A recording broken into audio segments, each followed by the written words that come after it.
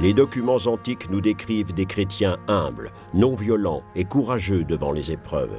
Les récits de leur histoire dégoulinante de sang et pourtant un concentré d'atrocités incompréhensibles et de scènes d'horreur que les premiers chrétiens endurèrent en toute sérénité.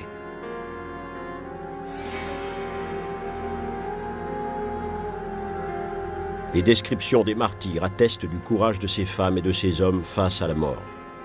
La tradition a transformé leur mort en autant d'actes d'héroïsme, en clichés de courage. Telle l'image du capitaine romain, Sébastien, condamné à être exécuté par ses propres archers.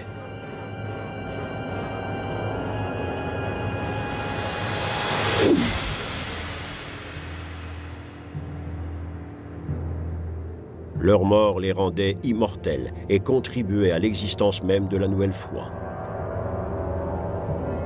La tradition chrétienne en fait une description détaillée. Les martyrs étaient les héros de la foi. Quel rôle, cependant, ont-ils vraiment joué dans le succès grandissant du christianisme? Comment cette petite secte des provinces judaïques allait-elle devenir l'église officielle du monde romain? Les martyrs sont la clé de la plus grande énigme des premiers temps du christianisme.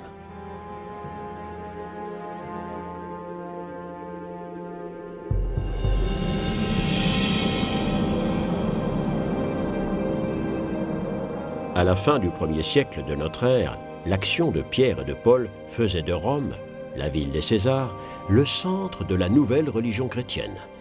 Cependant, aucun signe de cette présence chrétienne ne marquait encore la ville. Au commencement étaient des congrégations juives dont les réformateurs chrétiens s'étaient détachés. Cette jeune église avait 30 000 membres dans une capitale d'1 million d'habitants, une minorité insignifiante.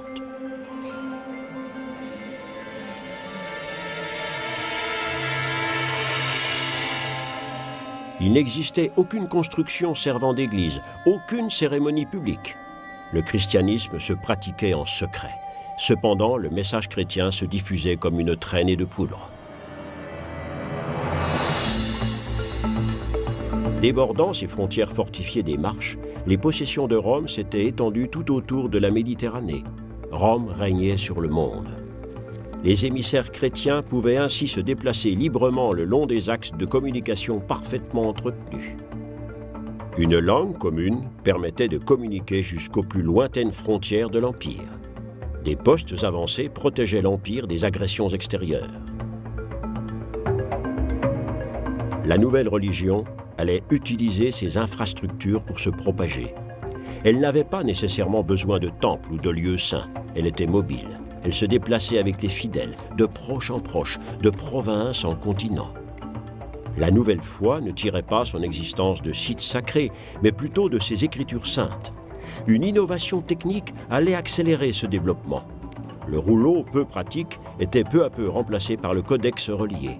Le livre était né.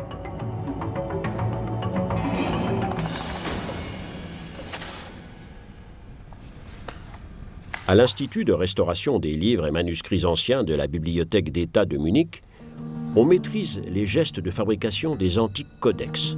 Les feuilles pré-pliées sont liées en volume avec du fil et une aiguille selon une technique développée par les relieurs de l'Antiquité.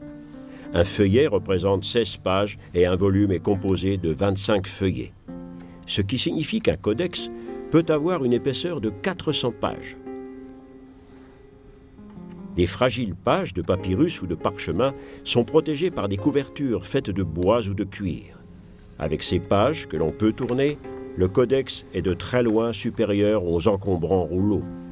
Le contenu de 7 rouleaux est compilé dans cet unique codex. C'est un avantage important pour une religion qui a construit son expansion principalement sur l'écrit.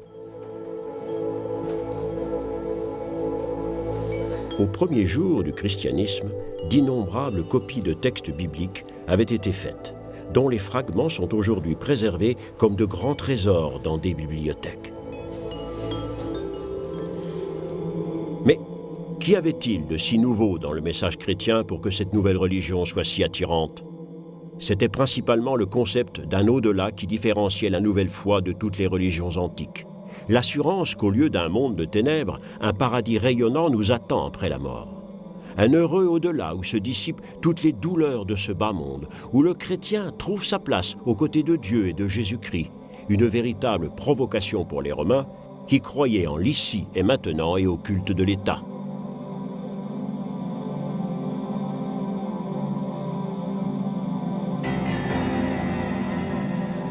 Pour le pouvoir, les chrétiens comptaient sur une tolérance qu'ils n'étaient pas en droit d'attendre puisqu'ils refusaient de sacrifier au culte de l'État et de l'empereur.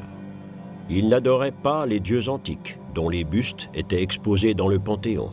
Ils étaient soupçonnés de rien moins que de souhaiter le déclin et la chute de l'Empire.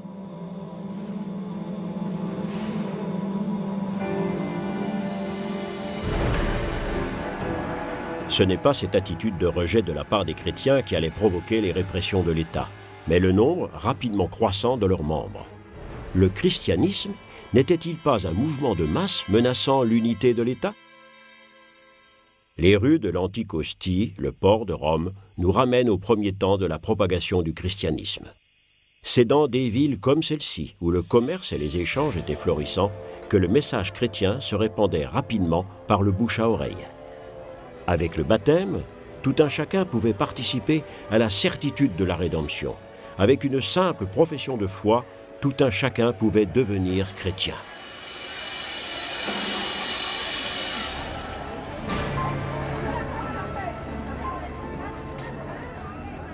À la fin du XVe siècle, l'artiste de la Renaissance, Raphaël, voyait le monde antique comme un monde cosmopolite, instruit et bien informé. On y étudiait les étoiles, la philosophie et la géométrie, un monde où s'épanouissaient la science et les arts.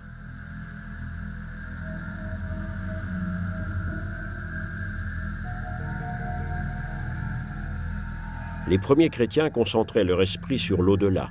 Ils étaient des étrangers dans ce monde. Sur le mont Palatin, des archéologues romains ont trouvé, taillé dans le roc, un dessin qui raille la foi d'un chrétien. Alexaménos prit son Dieu, dit l'inscription, Dieu crucifié à une tête d'âne.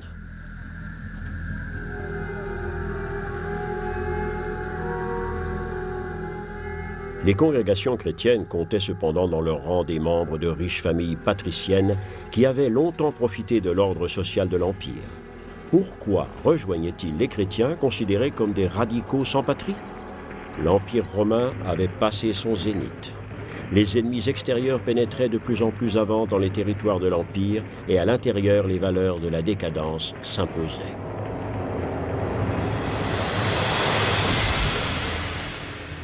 De sanglantes guerres civiles déstabilisaient l'Empire multinational. Des épidémies et des catastrophes naturelles décimaient des provinces entières. L'Empire, autrefois si glorieux, avait-il perdu la protection des dieux? Ou les anciens dieux étaient-ils simplement sur le déclin? Aucun sacrifice, aussi grand soit-il, ne semblait capable de les faire revivre. Pour de nombreuses personnes de cette période de l'Antiquité, la promesse chrétienne offrait la réponse la plus convaincante aux événements catastrophiques du IIe et du IIIe siècle. Pour d'autres, cependant, les chrétiens étaient la cause première de ce malheur général. Ils sont une horde rampante qui a peur de la lumière du jour. Qu'arrive-t-il derrière leurs portes closes où les non-baptisés n'ont pas accès? Les chrétiens étaient accusés de s'adonner à des orgies et au sacrifice d'enfants. La réalité semble bien différente de ces calomnies. Les archéologues pensaient que l'église Santa Pudentiana à Rome avait été construite sur la propriété d'un premier chrétien. Pourrait-il y trouver les traces des premières formes de la liturgie chrétienne?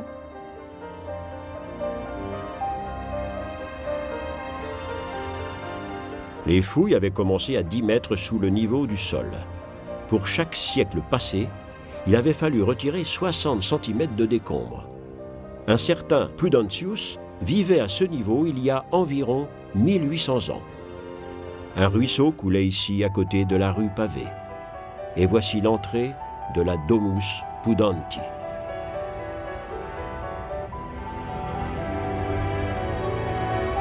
Les traces des poutres soutenant le plancher de l'étage. La base d'une colonne qui a dû soutenir l'auvent sur la cour. Un revêtement de sol en mosaïque. Des réunions chrétiennes ont pu avoir lieu ici. Un repas de la communauté précédait l'invocation du Seigneur dans l'attitude typique de prière en ces temps reculés. Les chrétiens y lisaient les évangiles et des lettres des apôtres. On y baptisait et on collectait de l'argent pour les veuves et les indigents.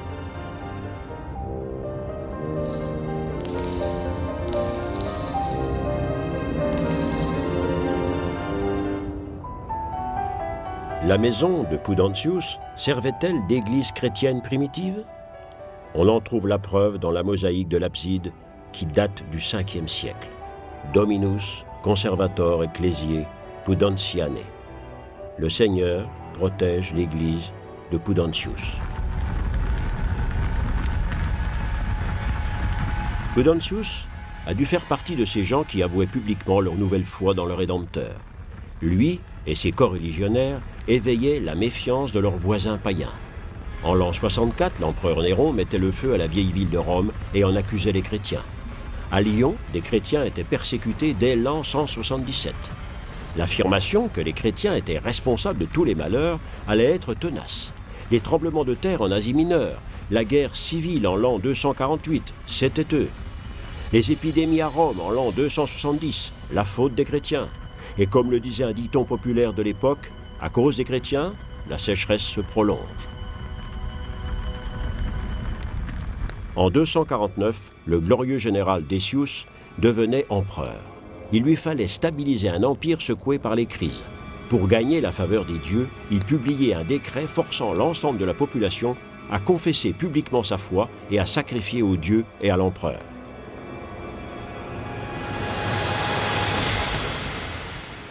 Les commissions locales travaillaient lentement, mais un à un. Chaque citoyen devait leur faire une déclaration. Pour les chrétiens ne voulant pas abjurer leur foi, la situation devenait rapidement dramatique. La collection de papyrus de la Bibliothèque nationale autrichienne à Vienne ne compte pas moins de 12 000 documents. Parmi ces pièces rarissimes se trouve un de ces certificats d'offrande. Ce papyrus de la taille de la paume de la main a un jour garanti la survie de son propriétaire. Aux membres de la commission des offrandes du village de Philadelphie. J'ai régulièrement sacrifié aux dieux et j'ai toujours prouvé ma piété. Et maintenant, en votre présence, conformément au décret impérial, j'ai fait une offre de fumée et je vous prie de le certifier avec votre signature. Toute personne refusant de considérer l'empereur comme un dieu était persécutée. Decius, cependant, ne pouvait mener cette horrible mission à son terme. Il mourait l'année suivante. Mais, pour nombre de chrétiens, la nouvelle de la mort de leur oppresseur arrivait trop tard.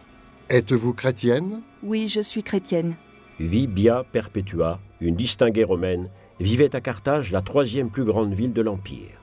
Elle était arrêtée avec 4 de ses coreligionnaires appelés à partager son destin. La jeune femme trouvait l'obscurité oppressante. J'étais horrifiée parce que je ne m'étais jamais trouvée dans une telle obscurité auparavant. Ô jour de malheur! Il faisait terriblement chaud parce que les gens étaient pressés les uns contre les autres et je me faisais du souci pour mon enfant.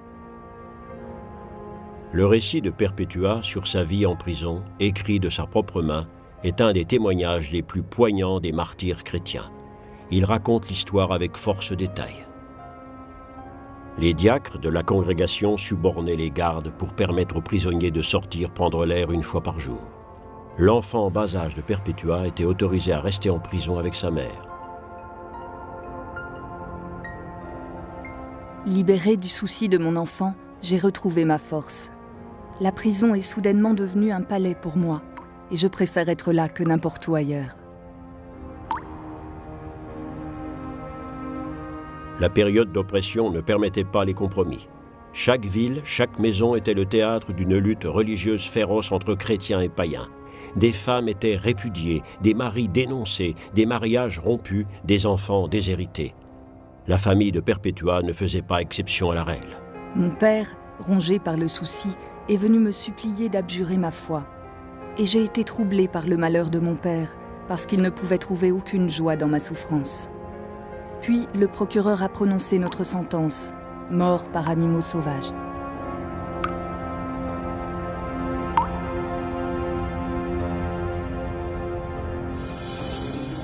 Nous sommes revenus à la prison remplis de joie. J'écris ces lignes la veille des festivités. Il reviendra à quelqu'un d'autre de décrire les festivités elles-mêmes.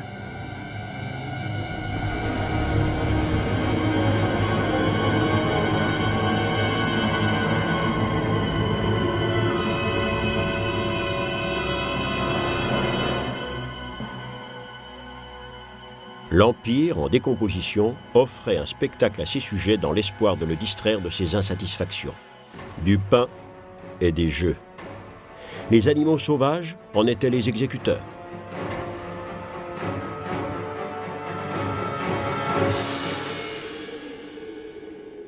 Comme nombre de ses coreligionnaires, Perpétua périssait dans l'arène. Sa fin sanglante se voulait un signe d'avertissement. Mais pour de nombreuses personnes, la digne attitude des martyrs était exemplaire. La terreur était cependant incapable d'éradiquer la nouvelle foi, bien au contraire. Selon un témoin de l'époque, pour chaque chrétien assassiné, des douzaines de païens se convertissaient. Le sang des martyrs devenait la pépinière de l'Église.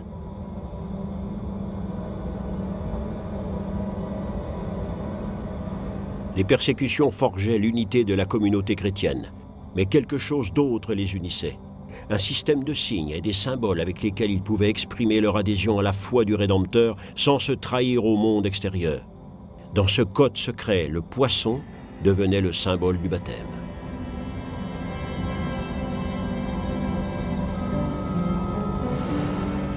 Le mot grec pour poisson est ichthys. Un mot est attribué à chacune de ces lettres décrivant ainsi la nature du Christ. Jesus, Christos Theou, Ios Soter. Jésus-Christ, Fils de Dieu, Sauveur.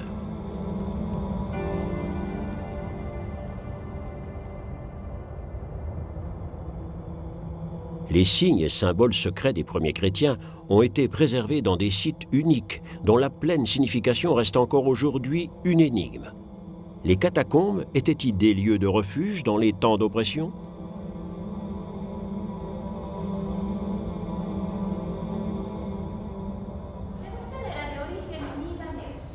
Les pièces de réunion étaient rares et se trouvaient principalement près des entrées des catacombes.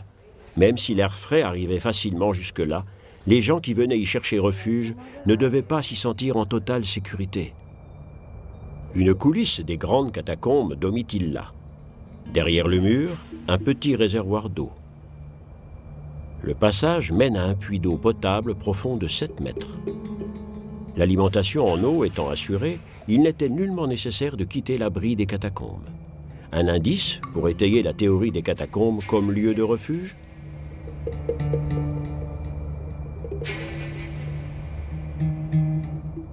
Les couloirs de circulation sont étroits.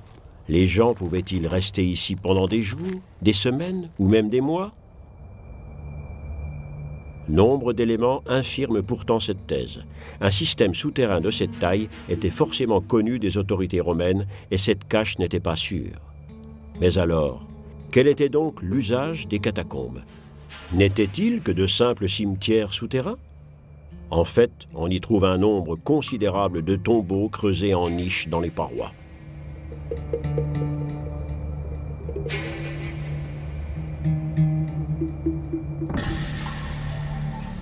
Les catacombes seraient donc un labyrinthe de tombeaux. Les congrégations prenant de l'importance, il leur fallait plus d'espace pour ensevelir leurs morts. C'est ainsi qu'ils ont creusé de plus en plus profondément. De riches familles faisaient peindre leurs niches funéraires. Les artistes utilisaient toute l'imagerie de l'Antiquité. Jésus revêtu de la toge du savant. Le Christ jouant de la flûte comme Orphée. Jésus, berger, surveillant son troupeau, ou guérisseur tenant sa baguette magique. Mais où est la croix ?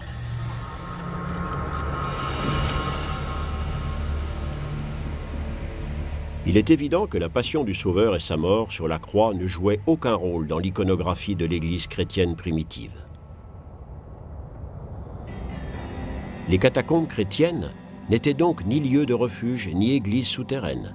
Ce n'étaient que des cimetières, mais quels cimetières ? Des centaines de milliers de chrétiens furent enterrés ici dans l'attente du salut. Ils y étaient mis à reposer temporairement, comme ils le croyaient tous, pour être ressuscités un jour dans la gloire de Dieu Tout-Puissant.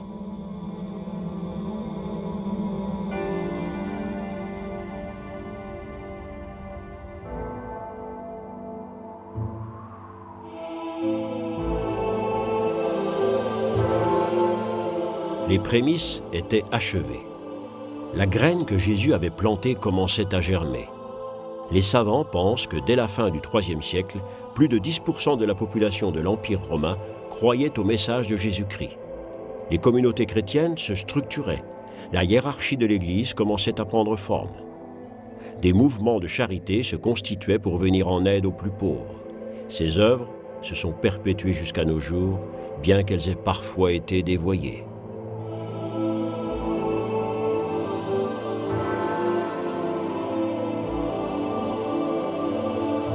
Tout au long de sa longue existence, le message chrétien serait lui aussi souvent déformé. Le déroulement des événements historiques allait souvent pousser des gens à renier certaines de leurs valeurs pour répondre dans l'urgence à des questions inattendues. Les premiers chrétiens eux-mêmes devaient faire face à une décision importante. Devaient-ils essayer d'apaiser les puissances étatiques pour aider leur Église à faire sa percée ?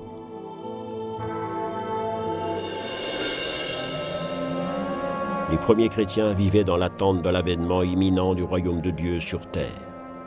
Après une attente longue de 3 siècles, l'espérance des premières congrégations commençait à vaciller. Les chrétiens s'installaient définitivement dans le monde des hommes.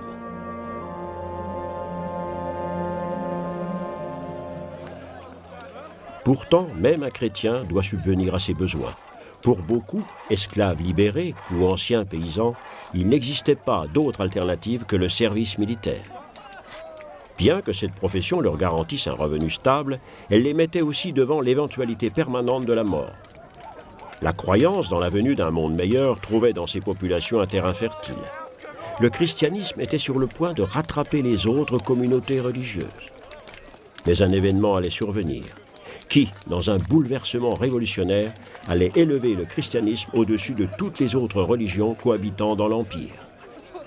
C'est un soldat qui allait contribuer à cette percée décisive du christianisme.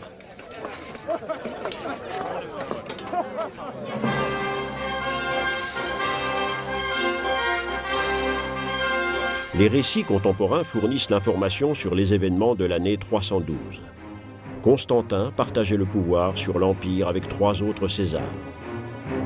Parti de Trèves, siège de son gouvernorat, il passait par la Gaule pour aller s'attaquer au co-régent Maxentius qui régnait sur les provinces italiennes et Rome. Alors que Constantin achevait ses préparatifs pour assiéger la capitale, ses éclaireurs annonçaient l'approche des troupes de son ennemi, Maxentius.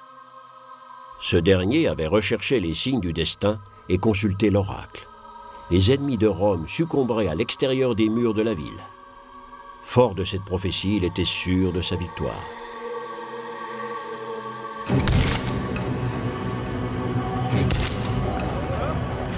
Pour empêcher l'avancée de Constantin, Maxentius avait détruit le pont en pierre de Mulviane. Le Tibre en crue, ses gués étaient infranchissables. Constantin et ses troupes campaient sur la rive opposée de la rivière. Pour permettre à la prophétie de s'accomplir, Maxentius faisait alors assembler un pont provisoire sur des pontons flottants.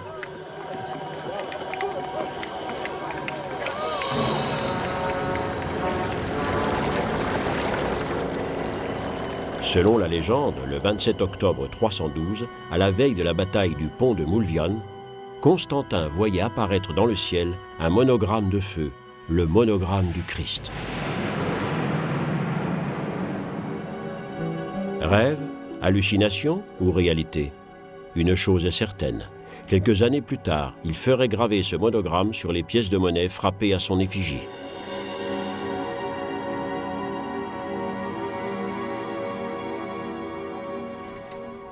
Mais qu'avait bien pu voir Constantin dans le ciel étoilé de ce mois d'octobre 312 ?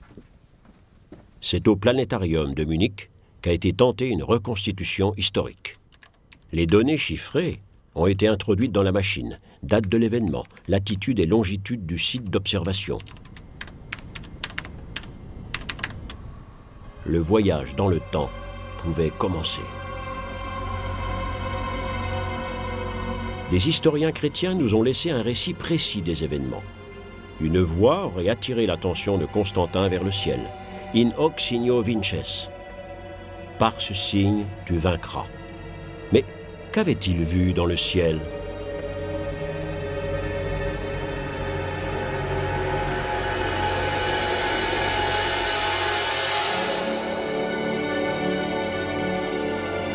Les planètes Mars, Saturne, Jupiter et Vénus formaient ce jour-là une conjonction extrêmement rare. Elles étaient parfaitement alignées. Les constellations du Capricorne et de l'Aigle dessinaient un P en arrière-plan, soit la lettre R dans l'alphabet grec. L'alignement des étoiles et des planètes formait un dessin ressemblant étrangement au monogramme du Christ. Constantin a-t-il vraiment vu cette apparition céleste ? Peu importe la réponse, lui était persuadé d'avoir reçu un message sans équivoque. Il gagnerait avec l'aide du Dieu chrétien.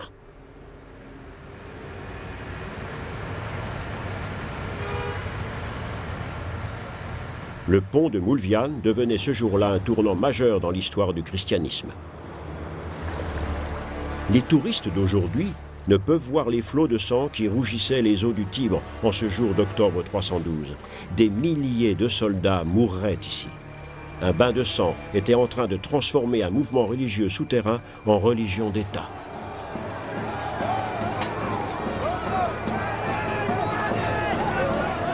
La bataille était impitoyable. Largement inférieure en nombre, les forces de Constantin réussissaient pourtant à anéantir les unités d'élite de son ennemi, ainsi que la garde personnelle de son rival.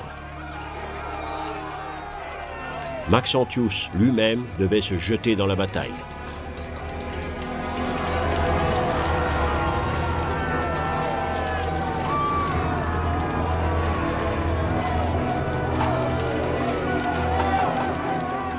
Alors qu'il traversait le pont flottant, son cheval se dérobait.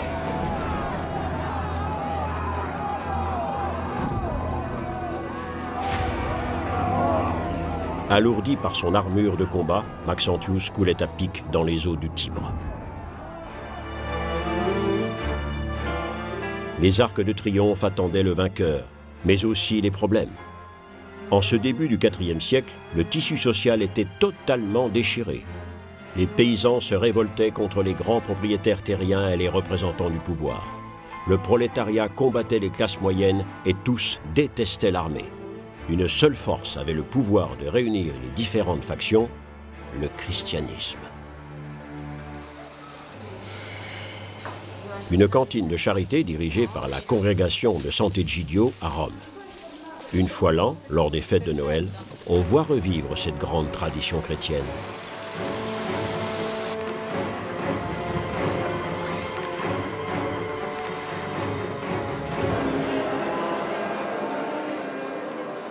Ce jour-là, 1 millier de personnes indigentes sont invitées à un dîner de fête dans la basilique.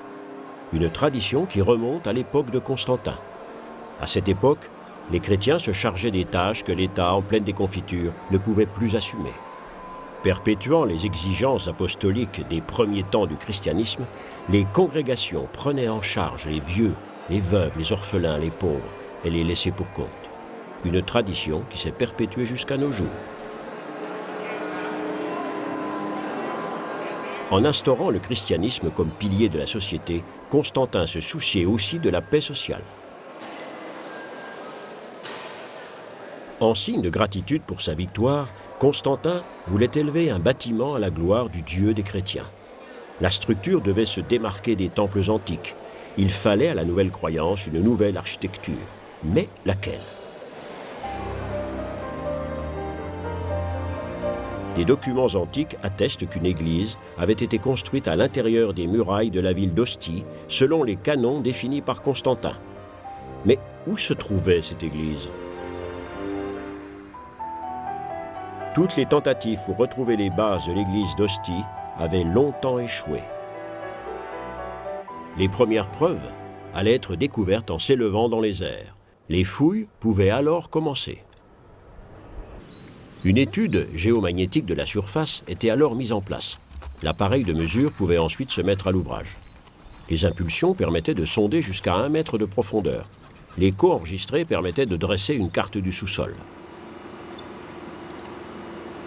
Les données étaient alors entrées dans un ordinateur qui pouvait analyser le magnétogramme.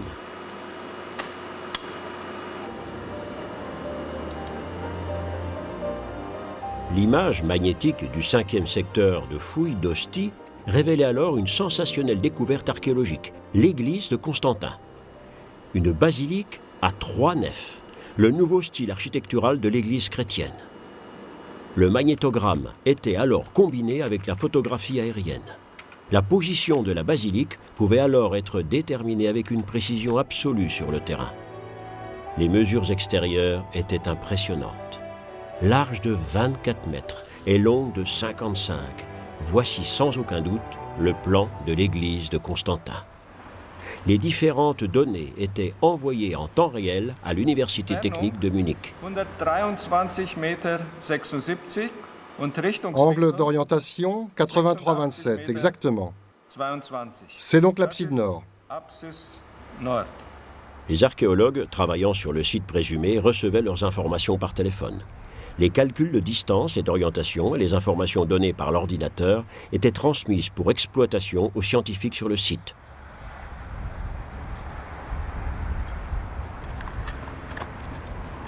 L'équipe d'archéologues de l'Institut technologique de Bavière avait 6 semaines pour achever son travail de fouille. Les traces de construction étaient soigneusement mises à jour et interprétées. Les fondations de l'église font 8,27 m. Des découvertes significatives permettaient de reconstituer la basilique avec exactitude. Ce mur circulaire extérieur indiquait un baptistère, la base intacte d'une colonne. Un sarcophage, dernier lieu de repos d'un chrétien. Les découvertes complétaient l'image de l'église de Constantin. Finalement, grâce à l'ordinateur, il était possible de reconstituer l'église dans son ensemble.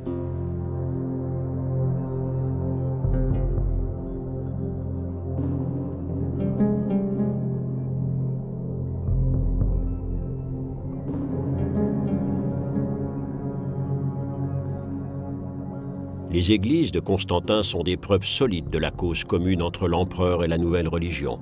Elles étaient construites selon l'architecture des antiques palais basiliques, l'architecture du culte impérial, tel qu'il est toujours préservé dans la basilique de San Giorgio.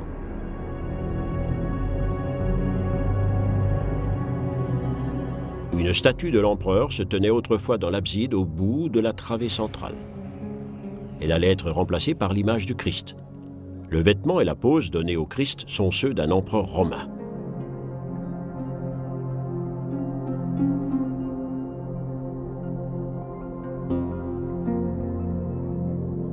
Constantin était intransigeant. De même qu'il n'y avait qu'un seul Dieu pour des chrétiens, il ne pouvait y avoir qu'un seul empereur. Telle était l'équation politique proclamée par Constantin. Un Dieu, une Église, un empire, un empereur. Au début du IVe siècle, les chrétiens constituaient environ 10% de la population. Des communautés chrétiennes surgissaient aux 4 coins de l'Empire romain. En dehors des centres de Rome et d'Afrique du Nord, le christianisme s'étendait avec vigueur en Asie mineure, aujourd'hui territoire de la Turquie. Sur les rives du lac Iznik, en Turquie occidentale, se trouve une petite ville endormie qui fut autrefois le cadre de la première grande réunion de la hiérarchie de l'Église chrétienne. En l'an 325, l'empereur Constantin convoquait le premier concile à Nicée. 16 siècles séparent le premier concile de Nicée et celui de Vatican II qui s'ouvrait à Rome en 1962. Mais le but était toujours le même, l'unification de l'Église. Le sujet central du concile de Nicée concernait la nature du Fils de Dieu. Jésus de Nazareth était-il homme ou était-il Dieu ? Une discussion enflammée qui aboutissait à un compromis. Jésus était à la fois Dieu et homme.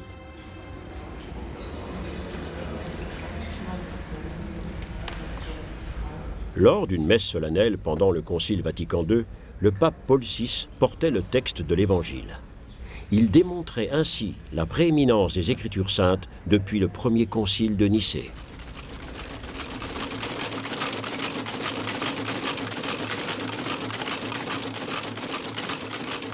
La Société d'édition biblique de Stuttgart en Allemagne continue d'éditer les Bibles modernes.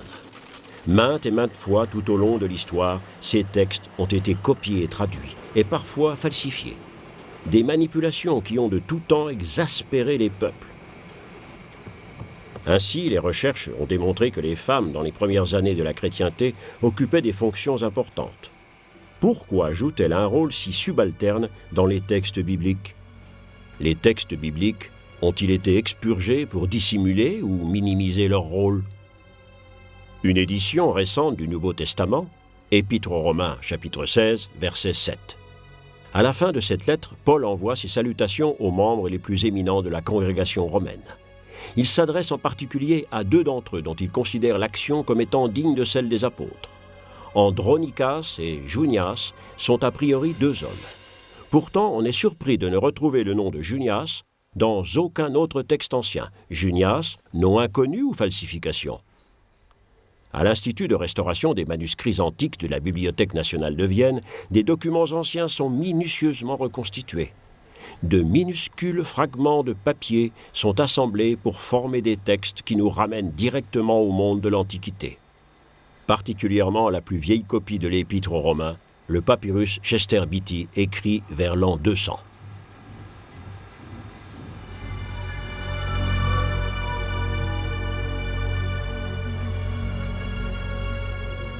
Épître aux Romains, chapitre 16, verset 7. Le manuscrit grec nomme Andronicas et un deuxième apôtre, Junia, sans aucun doute une femme. Mais une femme ne pouvant être un apôtre, on a, avec le temps, transformé son nom en Junias, prénom masculin.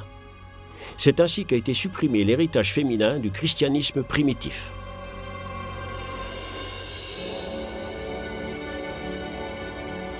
Devenu religion d'État, le christianisme s'est trouvé de plus en plus lourdement impliqué dans le tourbillon des décisions politiques. Qu'allait-il advenir des idéaux des premiers jours? Le premier christianisme perdrait-il son innocence? La tradition biblique devenait alors un sujet matériel soumis à de nouvelles interprétations. C'était l'arrivée de l'ère des enseignants théologiques, les pères de l'Église. L'un d'entre eux s'appelait Augustin. Né dans une famille aisée d'Afrique du Nord en 354, il étudie à Carthage. À 30 ans, Augustin s'installait à Milan, où sa conversion représentait un tournant décisif dans sa vie. Il se faisait baptiser et commençait à étudier l'interprétation des Écritures saintes. À 40 ans, il devenait évêque et s'impliquait au plus haut niveau dans les discussions théologiques de son temps. Ses positions allaient marquer durablement le futur de la religion et de l'Église.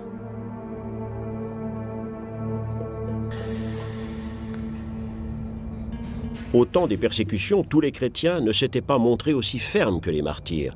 Beaucoup, même des évêques, avaient renié leurs convictions devant la menace et s'étaient éloignés de la foi. Mais alors, quelle valeur avaient les sacrements qu'ils avaient prodigués?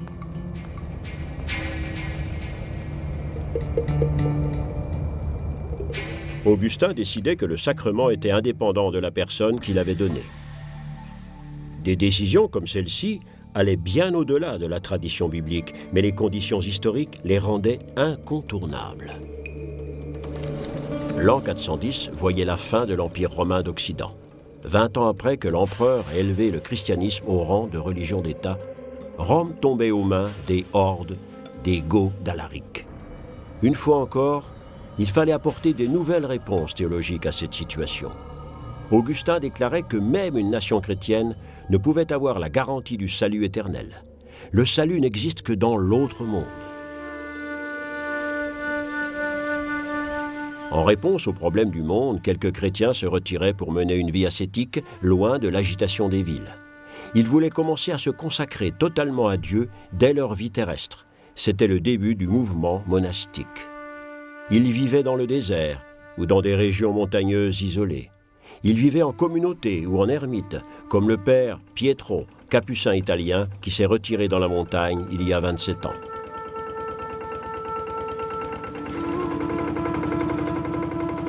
Pietro vit selon une tradition qui remonte aux premiers temps de la chrétienté.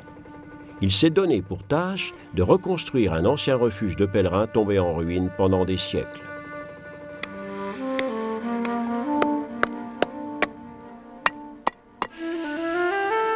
Un chrétien construit son église.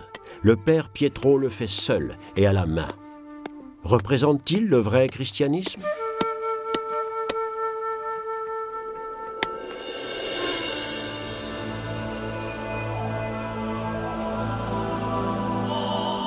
En 3 siècles, une croyance était devenue une institution. Une secte opprimée s'était finalement transformée en église puissante. Mais à qui cette religion devait-elle cette percée étonnante ? Au premier martyr ? À la chance d'un empereur livrant combat pour l'unité de l'Empire ? Aux promesses d'une vie meilleure dans un paradis céleste ? En tout état de cause, l'impulsion donnée par les premiers chrétiens continue de se propager plus de 2000 ans après la mort d'un certain Jésus de Nazareth.